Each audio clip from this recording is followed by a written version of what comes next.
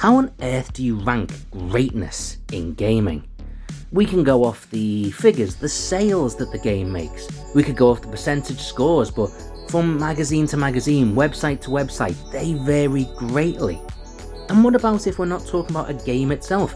What if we're talking about characters from within a game, levels, soundtracks? All of those things are down to interpretation, so how do we rank them? A top 10 list? Nah, that's been done to death. Hello there, welcome to Saberduelgaming, where we always take the high ground.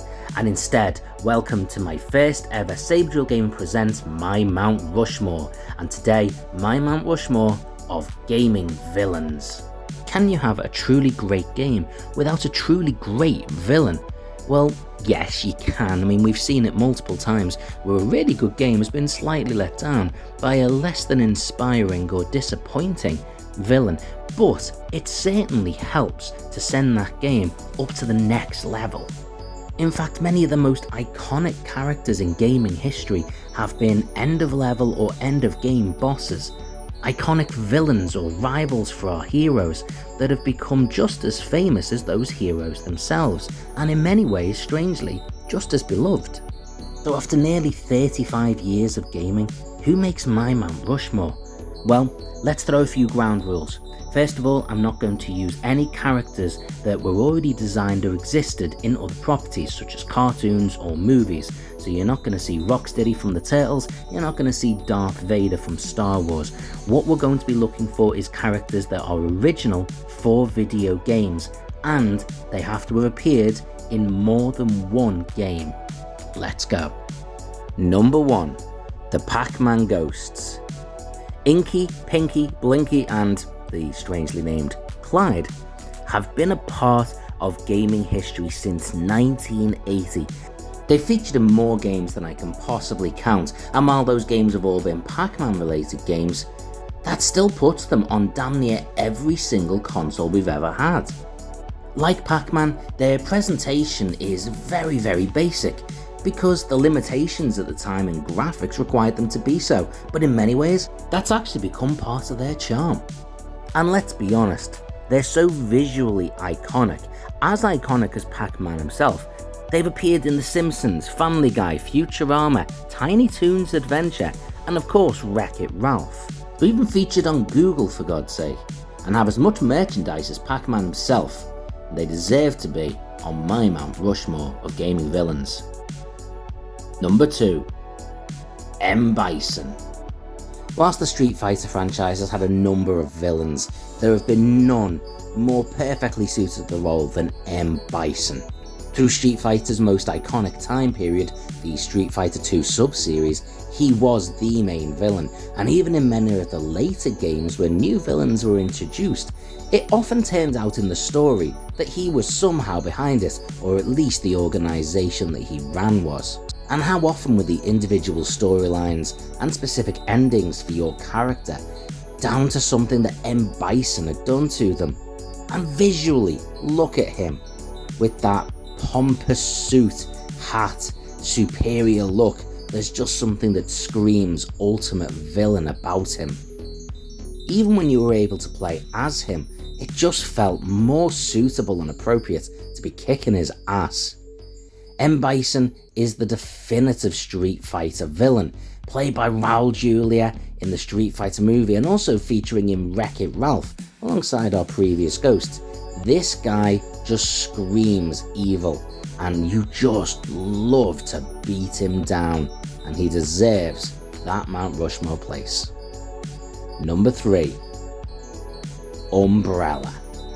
Some might say this is cheating, choosing an entire corporation rather than naming specific villains from within the Resident Evil games. However, if I did that, this would just be a list of 4 villains from Resident Evil. That's how much I love the Resident Evil games. And overall, whilst the individual villains like Nemesis, Albert Wesker, Mr. X, the zombies themselves, the Lickers, all of these characters are so iconic, it is really Umbrella that is behind it all. The others are effectively just a representation of the corporate greed and criminal negligence that Umbrella has unleashed time and time again. And what makes Umbrella such an amazing villain for a game is the fact that whilst the individual monsters and villains that they throw towards us in each of the different games each have a great deal of depth and their own strong fanbase, Umbrella as a corporation are a perfect metaphor for the risks in real world of science run amok, of financial greed and corporate demands for success, the impact it can have on real people, smaller people, and how easily that can be brushed aside and ignored. Whilst Umbrella's willingness to let people die in their thousands is enough to get them a place on this list, the fact that they're willing to experiment and treat people as nothing but lab rats, well, that pretty much shows how cold and sadistic they are. And even as Resident Evil branched out into other media, movies, series, books, numerous different films, time and time again as characters changed, that Umbrella logo was still iconic. That was kept there because Umbrella, they've become something of a metaphor for all of our fears in the real world, and quite frankly, we just want to see it burnt down. So Umbrella deserves its place on this Mount Rushmore. Number 4. The King Koopa himself, Bowser. From the moment the concept of this particular list came to my head, Bowser was the only character nailed on. It was never up for debate. In the same way that the Mario Brothers games have become the most famous and iconic franchise in all of gaming, Bowser has become the proxy to Mario. Whilst there are many other rivals and enemies he's had across different games, let's be honest, it is Bowser that is the iconic villain. He is the Vader to Mario's Luke Skywalker, and nobody would ever really expect anyone else from that franchise to pit Bowser to that particular role. Bowser has stuck with Mario all the way from 1985 in the original Super Mario Bros. Game, and whilst he did disappear from the bizarre Super Mario Bros. 2, he came back for the iconic Super Mario Bros. 3 and has continued to show his face in numerous games all across Nintendo consoles. His slightly strange appearance in the live-action Super Mario Bros. Movie was absolutely made up for by the super iconic version of Bowser that featured in the animated movie recently, with his Peaches song going globally successful thanks to the iconic Jack Black. He is as iconic as Mario himself, and that gives him the pride place on Mount Rushmore. And there we have it. That is my list of gaming villains. But what about you? What did you think? This list wasn't easy to do. Trying to narrow it down to 4 iconic characters. What do you think? Who would you pick? Please write them down below in the comment section. There are lots of other characters I considered.